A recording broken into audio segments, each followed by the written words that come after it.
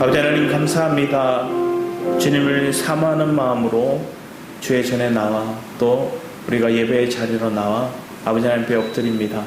우리의 마음이 신실하신 그 주님 한 분만을 바라게 하시고 그 주님의 놀라운 그 섭리가 알아지고 또 그것에 순종하며 나아갈 수 있는 그런 믿음의 우리의 삶이 되도록 붙들어 주셔서 감사드렸고 주 예수 그리스도의 이름으로 기도했습니다. 아멘. 이 시간 우리 함께 보실 말씀은 예레미야 26장입니다. 예레미야 26장 1절에서 3절까지의 말씀 먼저 같이 한번 읽어봤으면 합니다. 예레미야 26장 말씀입니다. 예레미야 26장 1절에서 3절 말씀입니다. 같이 한번 읽겠습니다. 시작. 유다의 왕 요시야의 아들 여호야김이 다스리기 시작한 때에 여호와께로부터 이 말씀이 임하여 이르시되 여호와께서 이와 같이 말씀하시니라. 너는 여호와의 성전들에 서서 유다 모든 성읍에서 여호와의 성전에 와서 예배하는 자에게 내가 내게 명령하여 이르게 한 모든 말을 전하되 한마디로 감하지 말라. 그들이 듣고 혹시 각각 그 악한 길에서 돌아오리라. 그리하면 내가 그들의 악행으로 말미암아 그들에게 재앙을 내리려 하던 뜻을 돌이키리라. 아멘.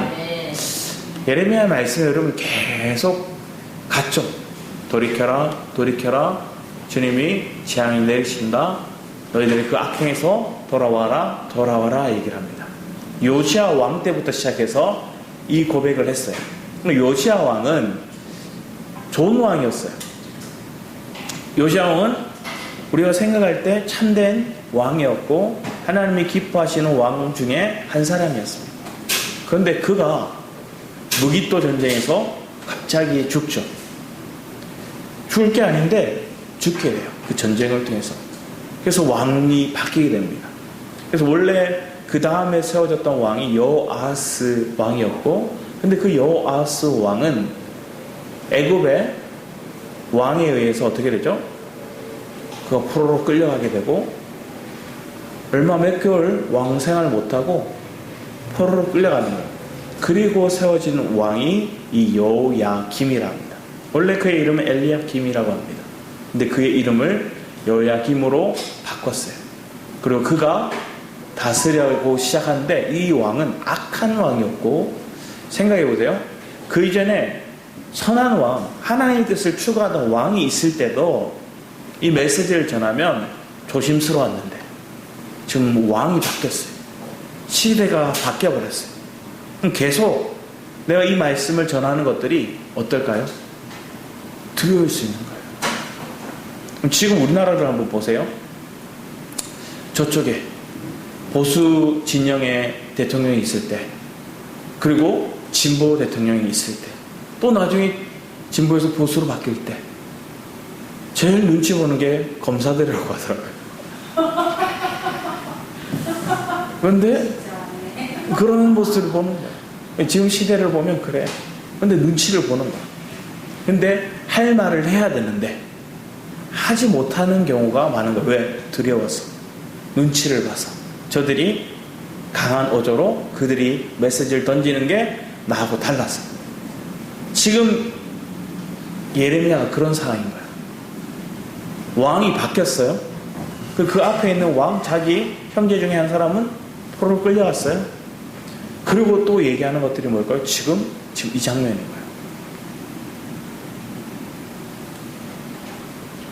거예요. 요시야의 아들 여호야김, 갑자기 선대 좋은 왕이었던 그가 무기또 전쟁을 통해서 애국과의 전쟁에서 패배하고 죽고, 그리고 그 다음 왕이 된 게 여호야김이에요.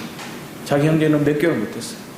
근데 다스리기 시작한 때 이 시기를 보면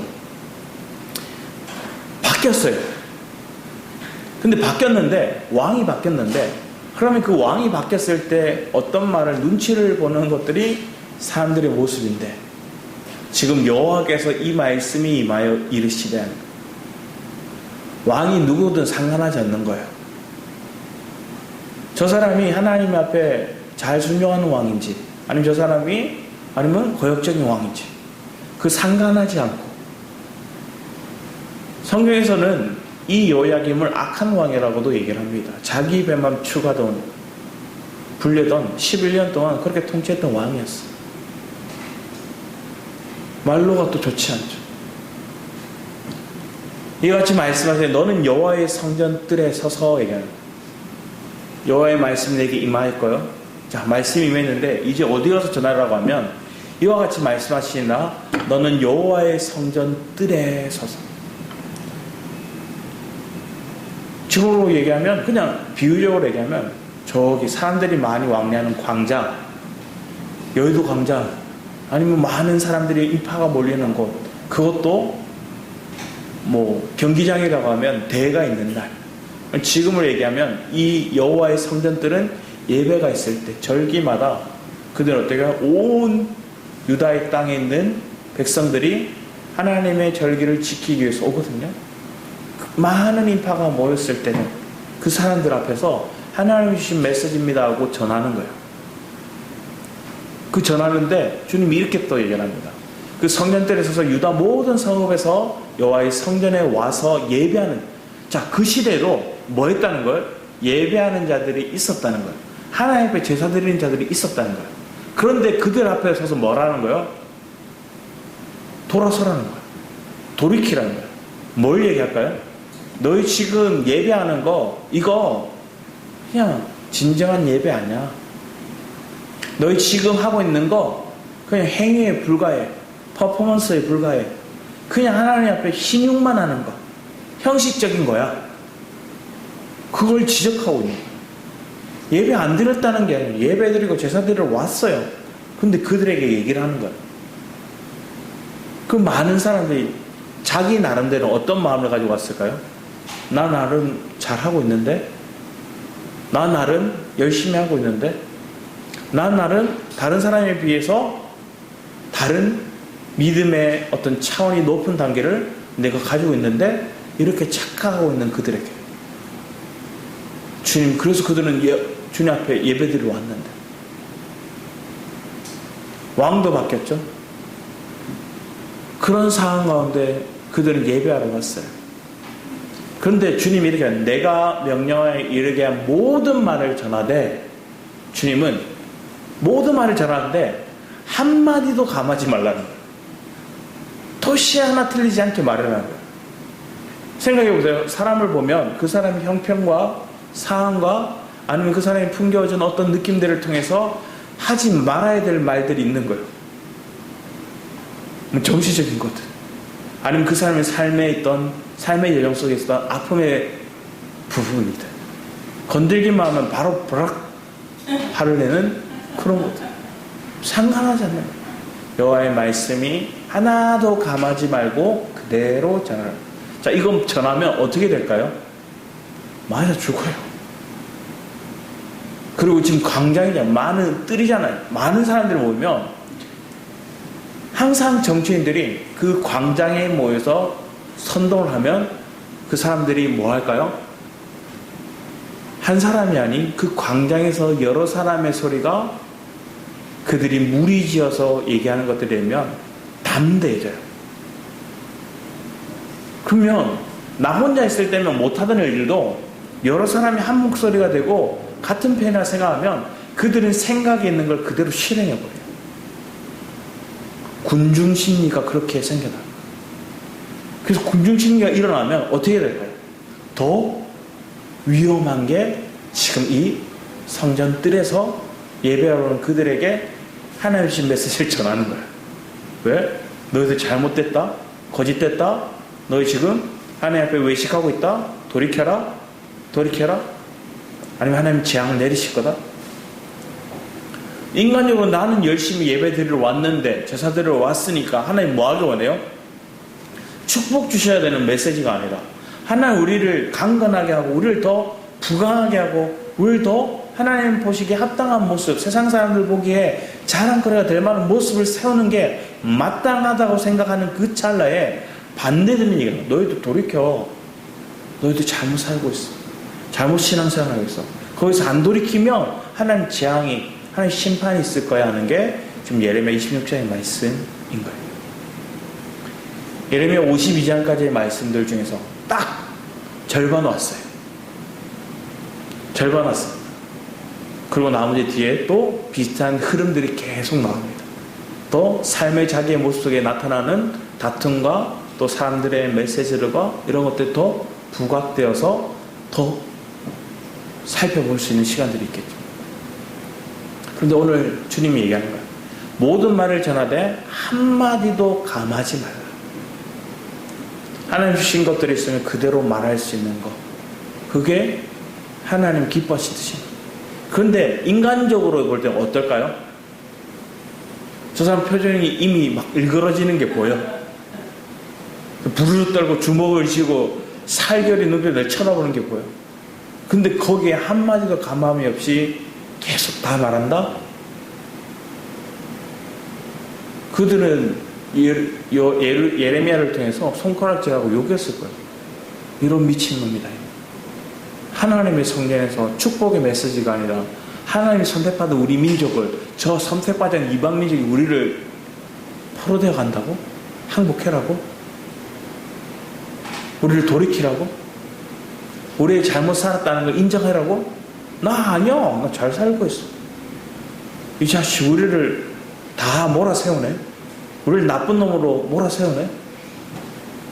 너는 얼마나 잘났냐. 막 이런 군중의 메시지들, 심리들이 일어나지 않았을까요? 그러지지 않나요? 여러분 홀로 지금 누군가를 만나갈 때 한번 전해보세요. 당신들 이렇게 살면 잘못 살고 있습니다. 돌이키지 않으면 저주를 받을 겁니다.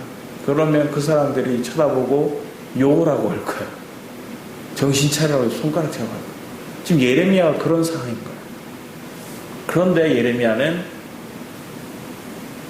한마디도 감하지 않고 그대로 전해요. 자, 그런데 이렇게 전할 수 있는 게 축복인 거예요. 내 능이 아니에요. 내 힘이 아니에요. 내가 잘나서, 내가 담대해서, 내가 저들보다 더 뛰어나서 그게 아니에요. 하나님이 그를 강권적으로 붙들고 있으니까 예레미야가 이런 메시지를 전할 수 있는 거예요. 3절에 그들이 듣고 혹시 각각 그 악한 길에서 돌아오리라. 자, 지금 이 메시지는 누구냐? 주님 주는 거예요. 자, 하나님이신데 모든 걸 전지전능하시고 창조하시고 모든 걸 통치하시는 그 하나님이 예레미야야, 네가 그 말을 그들에게 전하면서 그들이 혹시 이렇게 하나님이 혹시란 단어를 쓸 필요가 있으실까요? 사실은 없는 거예요. 하나님은 말 한마디 하면 그냥 그대로 끝인 거예요. 다 이루어지고 다 성취되는 게 마땅한데 혹시 하고 기대감이 있는 게 하나님입니다. 하나님 왜 이런 마음을 표현하실까요? 우리를 오래 참으시고 긍휼히 여기시고 끝까지 돌이키는 거예요. 전에 말씀드렸잖아요. 나 둘 반에 반 이거 하고 계신 거예요. 혹시 내가 한 번 더 얘기해봐. 그럼 그 중에 또 돌아오는 사람이 있어요. 그럼 혹시 그들 중에서 돌아와서 악행해서 돌아오면 내가 재앙을 내리려던 것을 돌이킬게. 이 얘기하고 있는 거예요. 자, 주님의 이런 메시지인데 그들을 어떻게 받아들였을까요? 와, 화가 나는 거예요. 우리 잘못을 지적하는 것처럼 보이니까. 돌이키는 마음은 없고 화만 나는 거예요. 분노하는 거예요. 그 속에는 분노가 가득한 거예요. 우리 4절 말씀에 보면 이렇게 적혀있죠. 너는 그들에게 이와 같이 이르라. 여호와의 말씀이 너희가 나를 순종하지 아니하며 내가 너희 앞에 둔 내 율법을 행하지 아니하며 내가 너희에게 나의 종 선지자들을 꾸준히 보내 그들의 말을 순종하라고 하였으나 너희는 순종하지 아니하였으니라. 내가 이 성전을 실로같이 되게 하고. 실로가 어딘지 기억하세요? 우리 뒤에 말씀을 먼저 보겠습니다. 여호수아 18장 1절 말씀에 오면 이스라엘 백성들이 가나안 전쟁을 치르죠. 그 전쟁을 치르는 과정 속에서 그들이 하나님 앞에 제단을 쌓고 예배하던 곳. 그래서 가나안에 처음 입성하고 나서 한마디로 그곳이 예루살렘과 같은 곳인 거예요. 처음부터 예루살렘이 있었던 게 아니라 이 실로에서 법궤가 있고요. 성막이 있었던 거예요. 그 성막에서 하나님 앞에 예배드리고 제단이 있고 그들이 모여서 하나님 앞에 예배하던 곳. 다른 곳에서 예배하지 마라. 여기서 하나님의 회막이 있는 곳에서 예배하라. 광야에서 계속 움직이던 그 회막이 지금 이 실로에서 멈춘 거예요. 자, 그런데 실로에서 그들이 회막을 세웠고 예배했는데 우리 뒤에 말씀에 오면 사무엘상 1장 2절 3절 말씀에 오면 같이 한번 읽어보겠습니다. 시작. 그에게 두 아내가 있었으니 한 사람의 이름은 한나요 한 사람의 이름은 브닌나라. 브닌나에게 자식이 있고 한나에게는 자식이 없었더라. 이 사람이 매년 자기 성읍에서 나와서 실로에 올라가서 만군의 여호와께 예배하며 제사를 드렸는데 엘리의 두 아들 홈니와 비나스가 여호와의 제사장으로 거기에 있었더라. 자, 실로라는 곳이 있었고 매년 거기에 하나님 앞에 제사를 예배를 드렸다고 합니다. 자, 그런데 오늘 이 사무엘상 말씀을 통해서 이 실로에서의 예배가 사라지게 되는 거예요. 자, 뒤에도 보겠습니다. 뒤에 말씀 사무엘상 4장 3, 4절 말씀에 보면 백성들이 블레셋과 전쟁이 있어요. 그때 모습이에요. 같이 읽어보겠습니다. 시작. 백성이 진영으로 돌아오매 이스라엘 장로들이 이르되 여호와께서 어찌하여 우리에게 오늘 블레셋 사람들 앞에 패하게 하셨는고 여호와의 언약궤를 실로에서 우리에게로 가져다가 우리 중에 있게 하여 그것으로 우리 원수들의 손에서 구원하게 하자 하니 이에 백성이 실로에 사람을 보내어 그룹 사이에 계신 만군의 여호와의 언약궤를 거기서 가져왔고 엘리의 두 아들 홈니와 비나스는 하나님의 언약궤와 함께 거기 있었다. 마음대로 자기 입맛대로 도깨비 방망이처럼 법궤를 들고 전쟁에 나갔던 거예요. 처음에는 우와 법궤가 나왔다. 온 백성이 소리 질렀어요. 그 기세에 블레셋도 주춤했어요. 근데 싸워보니 별거 아니네 된 거예요. 그리고 전쟁에 역전이 되고 블레셋이 강경하게 그들을 무찌르기 시작하는 거예요. 결국은 어떻게 될까요? 뒤에 또 보면 이 법궤를 뺏깁니다. 17, 18절 말씀 전쟁에 패하고 법궤를 뺏겨요. 소식을 전한 자가 대답하여 이르되 이스라엘이 블레셋 사람들 앞에 도망하였고 백성 중에는 큰 살육이 있었고 당신의 두 아들 홈니와 비나스도 죽임을 당하였고 하나님의 궤는 빼앗겼나이다. 하나님의 궤를 말할 때 엘리가 자기 의자에서 뒤로 넘어져 문 곁에 목이 부러져 죽었으니 나이가 많고 비대한 까닭이라. 그가 이스라엘 사사가 된 지 40년이었다. 엘리라는 제사장 때 이 실로가 완전히 무너져 버리는 거예요. 제사장마저 죽게 되고.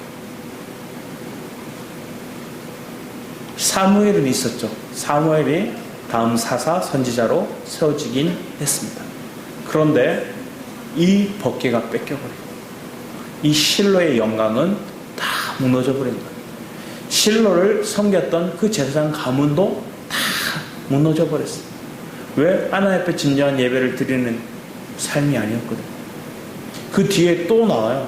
그래서 그들은 뭐라 얘기하냐면 사무엘상 4장 19절 22절 말씀 같이 한번 보겠습니다. 시작. 그의 며느리인 비나스의 아내가 임신하여 해산 때가 가까웠더니 하나님의 길을 빼앗긴 것과 그의 시아버지와 남편이 죽은 소식을 듣고 갑자기 아파서 몸을 굽으려 해산하고 죽어갈 때 곁에 서 있던 여인들이 그에게 이르되 여호르하지 말라 내가 아들을 낳았다 하되 그가 대답하지도 아니하며 간념하지도 아니하고 이르기를 영광이 이스라엘에게서 떠났고 하고 아이 이름을 이가봇이라 하였으니 하나님의 궤가 빼앗겼고 그의 시아버지와 남편이 죽었기 때문이며 또 이르기를 하나님의 궤를 빼앗겼으므로 영광이 이스라엘에서 떠났다 하였다. 자, 이것은 그 엘리의 며느리죠. 비나스의 아내인 그 여인이 죽음을 통해서 하나님의 영광이 떠났다 얘기를 했어요. 자기 남편 제사장도 죽고 법궤도 뺏겼고. 그러나 우리는 이게 나중에 돌아오는 걸 보죠. 하나님의 영광이 떠났다 했지만 자발적으로 이 법궤가 돌아와요. 그리고 언제 이 법궤를 다시금 회복해야 될까요? 다윗 때. 다윗 때 이것을 회복하는 거예요. 여러분의 삶 가운데 오늘 이 실로가 완전히 무너지고 황폐해진 것 같은 모습. 오늘 이 6절 말씀이 그 얘기인 거예요. 내가 이 성전을 실로같이 그 하나님의 영광이 떠났다는 그 법궤가 뺏겼던 그 장면처럼 이곳이 그렇게 될 거야 하고 이 성을 세계 모든 민족의 저주거리가 되게 하리라. 나 이곳을 저주거리, 사람들의 읍조는 그 말들이 뭐 할까요? 어떻게 보면 저주와 재앙을 받은 그런 예루살렘, 그런 성전이 됐다고 너희들이 듣고 싶니? 이런 돌아서라 이렇게 해요. 하나님은 이런 얘기를 쭉 부연적으로 설명해 주시는 이유는 다른 게 아니라 그들이 회복되기를 원하시는 거예요. 우리 또 뒤에 말씀에 보면 요나서 보면 요나라는 인물을 여러분 아시죠? 하나님께서는 요나에게 또 하나님의 계시의 말씀을 주시는 거예요. 그 말씀을 따라 뭔가요? 니느웨가 심판을 받을 거라는 거예요. 니느웨는 아수르라는 나라 있죠. 아수르는 북이스라엘 멸망시킨 나라입니다. 강대국 중에 강대국이에요. 그 아수르가 멸망하는데 그 아수르의 수도로 여겨지는 니느웨를 무너진다는 거예요. 자, 그래서 한번 읽어보겠습니다. 시작. 요나가 여호와의 말씀대로 일어나서 니느웨로 가니라. 니느웨는 사흘 동안 걸을 만큼 하나님 앞에 큰 성읍이더라. 요나가 그 성읍에 들어가서 하루 동안 다니며 외쳐 이르되 40일이 지나면 니느웨가 무너지리라 했더니 니느웨 사람들이 하나님을 믿고 금식을 선포하고 높고 낮은 자를 막론하고 굵은 베옷을 입은지라. 그 일이 니느웨 왕에게 들림에 왕이 보좌에서 일어나 왕복을 벗고 굵은 베옷을 입고 제 위에 앉으니 온 나라 온 백성 심지어 가축들까지 금식하면서 그들 하나님 앞에 범죄함을 토해놓습니다.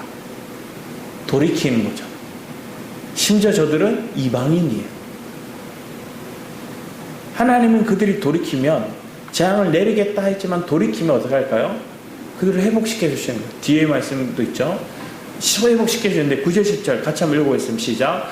하나님이 뜻을 돌이키시고 그 진노를 그치사 우리가 멸망하지 않게 하시리라. 그렇지 않은 줄을 누가 알겠느냐 한지라. 하나님이 그들을 행한 것 곧 그 악한 길에서 돌이켜 떠난 것을 보시고 하나님이 뜻을 돌이키사 그들에게 내리리라 말씀하신 재앙을 내리지 아니하시니라. 주님은 저 안 믿는 이방인들조차도 하나님의 말씀이 선포될 때 그것을 받아들이고 그것을 돌이키면 하나님의 재앙을 걷어가시고 멸망시키지 않다. 회복케 하시더라. 하물며 우리는 어떨까요? 하물며 유다 사람들, 그 이스라엘 백성들은 어떻게 했을까요? 하나님은 그들을 긍휼히 여기시고 하나님이 그들을 벌하고 싶으신 게 아니에요. 매를 주고 싶으신 게 아니라고요. 여러분이 자녀를 때리는데 맞들이신 게 아니라고요. 뭐 하는 거예요? 저가 말했을 때 들으면 돌이키면 매든 것도 내려놔요. 혼내려고 했던 것도 멈춰요. 그리고 그가 돌이킨 것들에 대해서 그것을 축복하고 칭찬해주고 그걸 더 아껴주는 거예요. 이게 하나님의 섭리입니다. 이게 예레미야를 통한 하나님이 이 땅에 부은 메시지였어요. 그러나 그들은 듣지 않아요. 그들은 이 말을 듣고 순종하지 않으래요. 우리 본문 말씀 밑에 뒤에 내려와서 보면 8절 말씀 보면 예레미야가 여호와께 명령하신 말씀 모든 백성에게 전하기를 마침에 제사장들과 선지자들과 모든 백성이 그를 붙잡고 이르되 내가 반드시 죽어야 하리. 이렇게 반응하더라고요. 뭐라고? 이 자식 너 안 되겠다. 오늘 너 죽어야 되겠다. 이렇게 나오더라고요. 그러면서 어찌하여 내가 여호와의 이름을 의지하고 예언하여 이르기를 이 성전이 실로같이 되겠고 이 성이 황폐하여 주민이 없으리라 하느냐 하며 그 모든 백성이 여호와의 성전에서 예레미야를 향하여 군중심리 와 모여오는 거야. 얼마나 압박감이 클까요? 나는 혼자 저 수많은 수백의 수천의 무리가 나를 에워싸려 하는 거야. 유다의 고관들이 이 말을 듣고 왕궁에서 여호와의 성전으로 올라가 여호와의 성전 새 대문의 입구에 앉음에 제사장들과 선지자들이 고관들과 모든 백성에게 말하여 이르되 이 사람은 죽는 것이 합당하니 너희 귀로 들음같이 이 성에 관하여 예언하였음이라. 예레미야가 모든 고관과 백성에게 말하여 이르되 여호와께서 나를 보내서 너희가 들은 바 모든 말로 이 성전 이 성을 향하여 예언하게 하셨느니라. 우리 13, 14절 같이 한번 읽어보겠습니다. 시작. 그런즉 너희는 너희 길과 행위를 고치고 너희 하나님 여호와의 목소리를 청종하라. 그리하면 여호와께서 너희에게 선언하신 재앙에 대하여 뜻을 돌이키시리라. 보라, 나는 너희 손에 있으니 너희 의견에 좋을 대로 옳은 대로 하려니와 너희는 분명히 알아라. 너희가 나를 죽이면 반드시 무죄한 피를 너희 몸과 이 성과 이 성 주민에게 돌리는 것이니라. 이는 여호와께서 진실로 나를 보내사 이 모든 말을 너희 귀에 말하게 하려 하셨습니다. 하나님이 전하는 메시지 그대로 전하고 담대하게, 한마디로 죽으면 죽었거든. 그런데 이거 알아라. 그런데 너 이거 분명히 알아. 하나님 너희 돌이키라 했는데 안 돌이켰고 난 하나님 전하라는 메시지를 전한 거야. 그런데 하나님 너희들이 나를 죽이면 무죄한 자의 피를 흘리게, 그 저주를 너희들이 또 받는 거야. 당당한 거예요. 담대히 전하는 거야. 하나님 주신 메시지가 있으니 그 메시지를 사람들의 의견, 사람들의 생각을 어떻게 보면 다른 의견들이 나올 수 있지만 내게 주신 하나님의 메시지가 분명하고 그 뜻이 이 백성을 향한 것들이 분명하고 그 백성을 향한 이 메시지를 통해서 이것이 하나님의 사랑이고 하나님의 공이고 하나님이 이것을 향한 저들을 향한 오래 참으신 회복의 메시지라는 거 아니까 저들이 지금 어떻게 반응하든지 그거에 구애하지 않고 분명하게 전하는, 그리고 그들 우와 죽이자 고관들부터 시작해서 온 백성들이 마땅히 죽어야 된다 이러는 거예요. 얼마나 두려울 수밖에 없는 상황일까요? 그런데 뒤에 쭉 흐름을 보면 고관들과 모든 백성이 제사장들과 선지자들에게 이르되 이 사람이 우리 하나님 여호와 이름으로 우리에게 말하였으니 죽일 만한 이유가 없느니라. 그러자 그 지방의 장로 중 몇 사람이 일어나 백성이 온 회중에 말하 이르기를 유다의 왕 히스기야 시대에 모레셋 사람 미가가 유다의 모든 백성에 예언하여 이르되 만군의 여호와께서 이와 같이 말씀하셨느니라. 시온은 밭같이 경력지가 될 것이며 예루살렘은 돌무더기가 되며 이 성전에서는 산단이 숲과 같이 되리라 하였으나 유다의 왕 히스기야와 모든 유다가 그를 죽였느니라. 히스기야가 여호와를 두려워하여 여호와께 간구하며 여호와께 그들의 선언한 재앙에 대하여 뜻을 돌이키지 아니하셨느니라. 히스기야가 돌이켰다는 거예요. 하나님 앞에 엎드려 기도했다는 거예요. 눈물의 기도를 하나님 앞에 돌이켜 왕이 회개했다는 거예요. 그 전에도 말씀드렸어요. 주님이 히스기야에 찾아서 내 눈물을 보았다. 주님 말씀하시죠. 그랬더니 그들의 재앙을 제하여 주십니다. 오늘 여러분의 삶 속에서도 하나님께서는 우리의 삶 가운데 하나님의 뜻에 우리가 서기를 원하십니다. 하나님이 내주신 마음을 우리가 알기 원하십니다. 더 이상 거짓 것들의 마음을 뺏기지 않고 더 이상 소망 없는 것들의 마음을 뺏기지 않고 하나님이 우리에게 뭐라 얘기하는지 귀 기울일 수 있는 그 사람을 찾으십니다. 그리고 그걸 그대로 전할 수 있는 사람을 하나님 찾으십니다. 예레미야가 그런 삶을 살았다.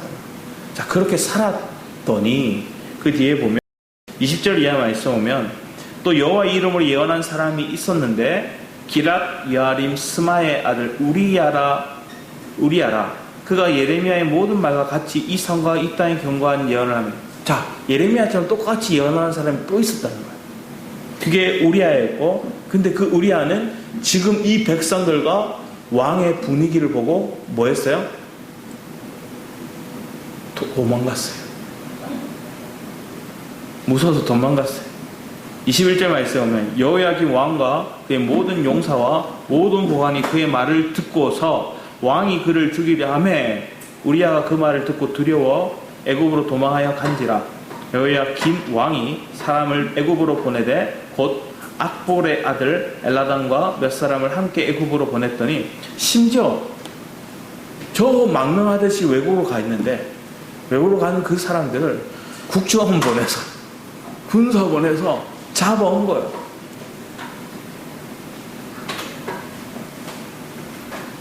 그들이 우리아를 애굽에서 연행하여 여호야김 왕에게 그를 데려오며 왕이 칼로 그를 죽이고 그의 시체를 평민의 묘지에 던지게 하고. 이렇게 끔찍한 사람이에요. 자, 이거 들었어요.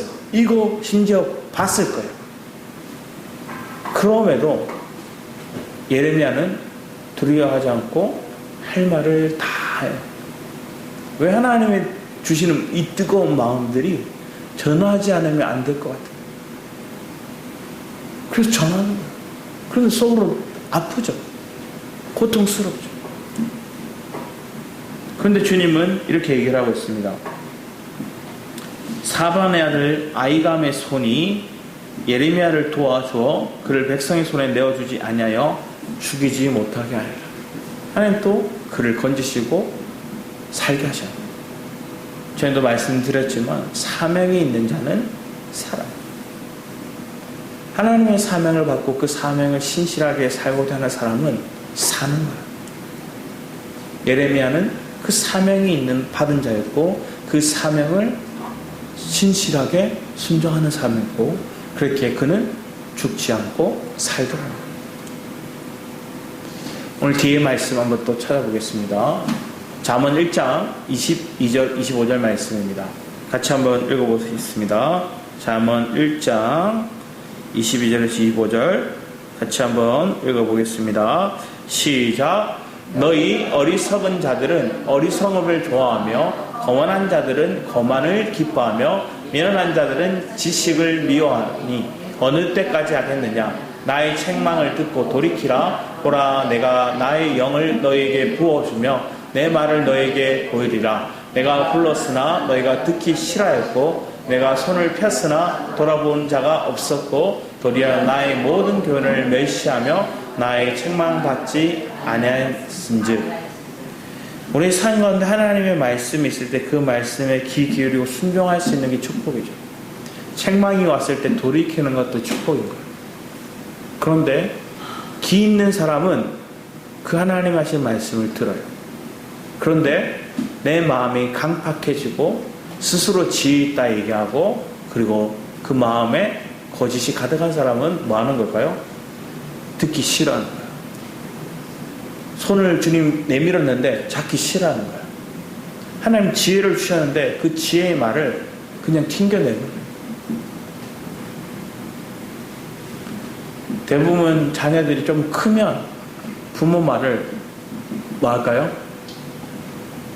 그냥 들은 척만 척할 때가 있어요. 왜 그럴까요?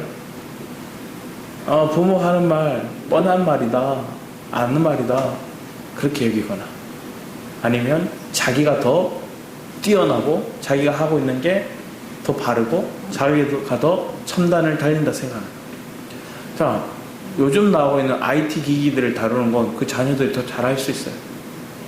그런데 인생을 살아오는 가정 속에서 겪었던 사랑과의 관계 속에 있었던 그 연륜들은 우리가 무시하지 못하는 거예요. 근데 그것만을 우리가 바라보는 게 아니라 더 뛰어넘어서 우리의 삶의 가장 참된 길 그리고 우리에게 가장 생명적인 것들을 공급해 줄 수 있는 분이 누군가를 우리가 먼저 인지하죠.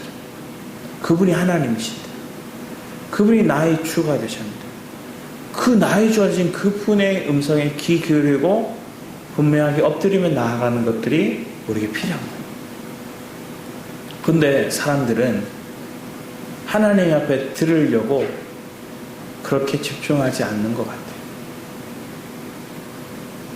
그냥 자기가 교훈적인 말을 듣거나 아니면 사람의 누군가의 말을 통해서 빨리 습득하기를 원하거나 아니면 그냥 대충대충 살아가려고 하는 거예요. 내가 결정하고 있는 거, 내가 생각하고 있는 거, 내가 앞으로 미래를 바라보면서 준비해야 될 거, 심지어 내 삶 가운데 다가올 재앙 앞에서도 내가 하나님 앞에 무엇을 지혜를 구하고 나가야 될지를 하나님 앞에 엎드려요. 하나님 그 마음을, 그 심령을 하나님 기뻐하시더라. 여러분의 자녀가 좀 잘못했더라도 엄마 아빠 잘못했어 하고 끌어안고 다시 안 그렇게 하면 그 말이 정말로 순전히 뻥인 줄 알면서도 그런 불화가 없는 줄 알면서도 또 뭐 하는 거예요? 또 받아주는 거예요. 여겨주는 거예요. 왜? 이 아이를 사랑하니까. 못 지킬 거 뻔히 알아요. 그럼에도 그가 그런 고백을 할 때 또 용서해주고 또 끌어안아주고 또 기다려주는 거예요. 하나님이 우리를 향한 그런 마음을 볼 때 내게 나를 이렇게까지 기다려주고 사랑해주고 아껴줄 수 있는 분이 누구인지를 우리가 입술로는 주님이십니다 고백했는데 실상 그 상황이 딱 닥치니까 위기의 상황이 딱 오니까 그분을 안 찾더라고요. 그분 앞에 안 엎드리더라고요. 왜냐면 내 머리가 팽팽팽 돌아가거든. 그래서 이걸 어떻게 하고 어떻게 해서 이겨나가고 이걸 빨리 넘어갈까? 해결할까? 이걸 막을까? 자기 생각들이 막 돌더라고요. 그러면 하나님을 우리가 멸시하고 있는 거예요. 하나님은 말 한마디 하나님이 눈빛만으로 다 해결하는 거예요. 근데 우리는 뭐예요? 내가 막 지고 볶고 되지도 않는 일들을 계속 하고 있는 거예요. 그럼 주님이 부르는 거예요. 얘야 내가 해줄게. 아 잠깐만 아 시끄러워요. 조용히 해요. 그러면서 나 혼자서 계속 답도 나오지 않는 일들을 하기 시작합니다. 그러면서 나중에 짜증이 이만큼 차요. 그럼 뭐 할까요? 그러니까 아까 조용히 하라고 했잖아요. 하나님 앞에 따져. 그러니까 나한테 뭐 가르치려고 들지 마. 엄마 때문에 다 이렇게 탓을 돌려요. 원망해. 그게 여러분의 자녀가 아닐 줄 있습니다. 그런데 우리가 주님 앞에 그럴 때가 많았다는 거죠. 그러면 그때 우리는 하나님 앞에 기도하게 합니다. 하나님, 제가 다 몰라요. 하나님, 제가 다 풀 수도 없어요. 하나님, 나로서는 저 사람의 마음을 변화시킬 수가 없어요. 하나님이 저의 마음을 움직이고 하나님이 내 상황을 하나님이 이끌어 가시고 어느 때 어느 시간에 무엇을 말하고 무슨 행동을 해야 될지 주님은 아시잖아요. 주님은 주세요. 이해하겠어요. 혹여나 여러분에게 이해되지 않는 상황이 왔을 때도 여러분이 자랐다는 증거는 뭘까요? 이게 안 나오고 주님 왜 하나님 이걸 허락하실까요? 하나님 이걸 통해서 내 마음 가운데 하나님을 향한 실패감과 낙담과 또 내 마음 가운데 부담감과 내 마음 가운데 뭔가 이것에 대한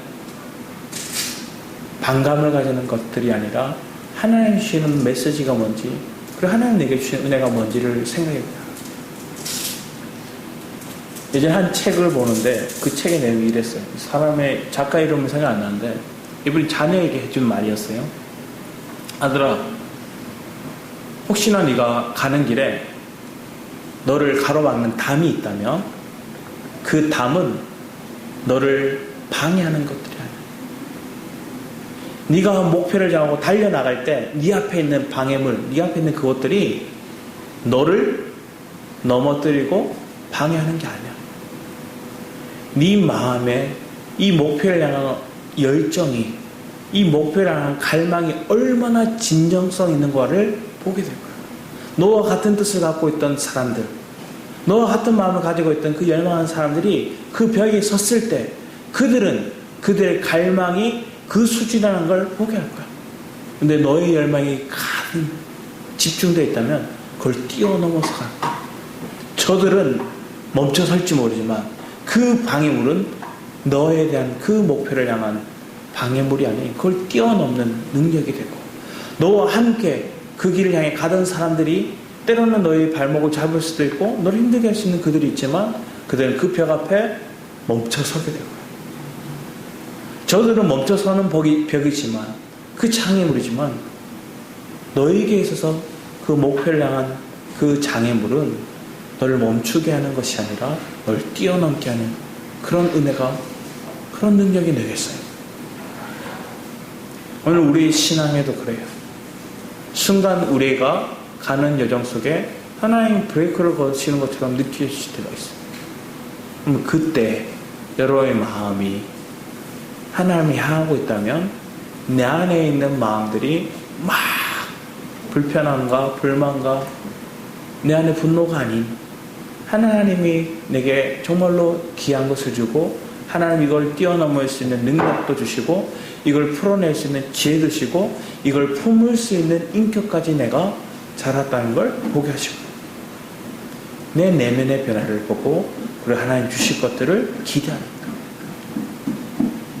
여러분, 하나님이 원수의 목전에서 상을 베푸시는 분이신 줄 믿습니다. 왜 여기다가 상을 차려요가 아니라, 하나님 왜 여기다가 해요? 안방 가서 먹을래요? 이게 아니라 오늘 여기서 먹게 하는데 뭐 하는 거예요? 저거 와 온갖 별의별 쇼를 다 해도 허허 하면서 내 먹을 거 먹는 거예요. 그래서 내 영양분이 되는 거예요. 저게 나를 차게도 안 하고 저게 나를 위협하지도 못하고 건들지도 못하는 걸 보는 거예요. 오히려 나는 거기서 배불리 먹고 내 안에 풍족함을 누리고, 여러분의 삶의 그 풍족함은 내가 뭔가 세상적으로 잘 나갈 때 풍족함을 누리는 것보다 막다른 골목에, 때로는 절박한 그 상황 속에, 때로는 원수의 그 앞에서 하나님 나를 만족해 하고 풍족해 하시는 은혜가 있을 줄 믿습니다. 그러면 여러분 더 여유가 생기죠. 그러면 저 사람들이 뭐 할까요? 감당치 못하는 사람, 세상이, 사단이, 저 원수가 나를 감당치 못하는 인물들로 하나님 우리를 사용하실 줄 믿습니다. 오늘 예레미야가 그런 인생을 살아가고 있는 걸 보여주고 있죠. 오늘 우리의 삶이 그런 믿음 안에 걸어 나갈 수 있는 여정들이 되길 축복합니다. 우리 히브리서 말씀도 보겠습니다. 히브리서 4장 16절 같이 한번 보겠습니다. 시작. 그러므로 우리는 긍휼하심을 받고 때를 따라 돕는 은혜를 얻기 위하여 은혜의 보좌 앞에 담대히 나아갈 것이, 우리의 할 건 이거밖에 없어요. 여러분, 섭섭할 수도 있고, 내 마음이 낙심될 수도 있고, 왜 따지고 싶은 마음도 있고, 여러분 안에 그런 불만과 이해되지 않는 상황이 왔을 때 오늘 하나님이 나를 긍휼히 여기시지? 아니, 은혜의 보좌로 나아가 하나님 앞에 엎드려 보세요. 그 은혜의 보좌에 담대히 나아가는 그 순간 여러분의 마음에 내 안에 부정적인 생각과 불편한 감정들과 이해되지 않는 것들을 통해서 꼭 이해되어야지만 된다고 생각하는 그 내 안에 정력적인, 내 안에 세상적인 그 갈망들이 다 제하여지고, 지금 은혜 안에서 주님 가장 좋은 거 주시는 분이시니, 지금 내게 가장 빠른 길을 주시는 분이시니, 내게 하나님 가장 나의 삶 가운데 나를 아끼고 사랑하시는 분이 하나님이시니 그분을 나는 믿는다. 그분이 내 은혜를 내가 누리며 산다. 이렇게 고백하며 걸어가길 축복합니다. 그러면 사망이 여러분들을 어떻게 하지 못하고, 사단도 여러분들을 보고 아무리 난리를 펴지만 나는 그리스도 안에, 은혜 안에 있기에 저들이 뭔가를 해도 들리지도 않고 그들이 뭔가를 행동해도 나는 반응도 안 되는 거예요. 여러분이 초월한다는 건 그런 거더라고요. 막 한 가지 반응에, 한 가지 누군가의 말에, 여러분 막 뭔가 내가 감정이 기복이 이리 왔다 갔다 하거나 내 마음이 요동치면 나는 뭐 하는 걸까요? 아직 내면이 성숙됨이 부족하다는 걸 드러내는 거예요. 내가 내 믿음의 뿌리가 견고히 내렸다는 것들은 아무리 풍랑이 치고 바람이 거세게 불어도 뿌리가 견고하게 우리를 붙들어주는 거예요. 그러면 결국 봄이 오면 다시 자라고 잎이 나고 꽃이 자고 가을이 되면 열매 맺는 인생이 저와 여러분의 삶이 될 줄 믿습니다. 오늘 예레미야서 26장 말씀을 통해서 우리 전체적인 내용은 이 한 장으로도 이해할 수 있는 거예요. 하나님은 긍휼, 심판의 메시지를 주시지만 돌이키라고 혹시 하고 주님 이렇게 다시 얘기해봐. 다시 얘기해. 우리에게 기회를 주시는 거예요. 근데 이들은 어떻게 반응해요? 안 들을래. 그리고 그들은 오히려 그 메시지를 전하는 선지자를 죽이려 들죠. 그래서 신약에 와서는 예수님마저도 그 아들마저도 죽였다 얘기하는 거죠. 근데 그의 죽으심이 그리고 그 주님의 부활이 오늘 우리에게 참된 생명과 평안 그리고 그것이 내게 얼마나 큰 모든 정죄 결코 나는 정죄함이 없다는 내 인생의 그리스도를 믿기에 이미 정죄받을 내 옛사람과 내 자는 이미 십자가를 못 박았다는 믿음의 고백으로 여러분 날마다 은혜의 보좌로 나아가는 저와 여러분의 삶이 되기를 축복합니다. 아멘. 이 시간 우리 찬양하고 기도했으면 합니다. 우리 기도하는 찬양입니다. 함께 찬양하고 준비한 찬양을 드리도록 하겠습니다.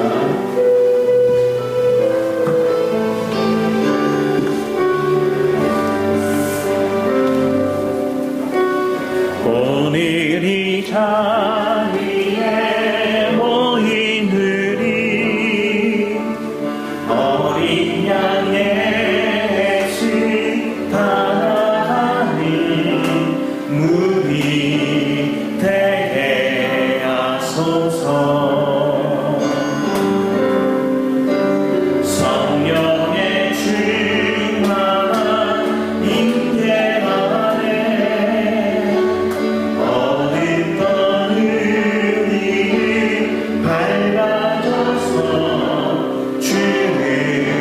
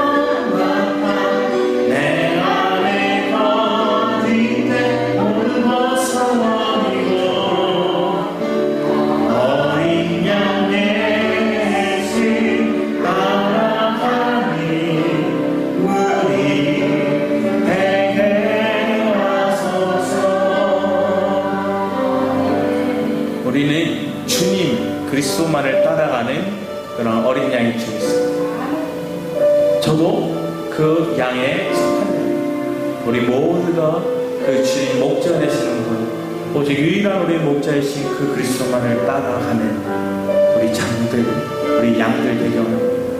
그래서 내 안에 거짓된, 내 안에 모든 것 온전치 않게 드러날 때마다 다 십자가를 벗어버립니다. 목자만을 바라보고 가면 여러분의 모든 걸 깨끗게 하시는 분은 그 목자가 깨끗게 하시고 건지실 분도 목자세요. 그런 은혜를 우리가 기억함으로 오늘 말씀을 생각함으로 함께 기도했습니다. 그리고 한 가지 더 기도할 것들은 이제 수요예배를 통해서 또 하나님께 어떻게 이끌어갈지 기대하면서 또 우리 마산 예배들, 또 김포 예배들, 또 곳곳에 있는 그런 함께 예배드릴 이들이 또 하나님의 성령의 임재 안에서 예배하는 이 시간들이 되기를 갈망합니다. 그런 마음으로 함께 우리 주를 찬하시고 기다려 나가도록 하겠습니다. 주여!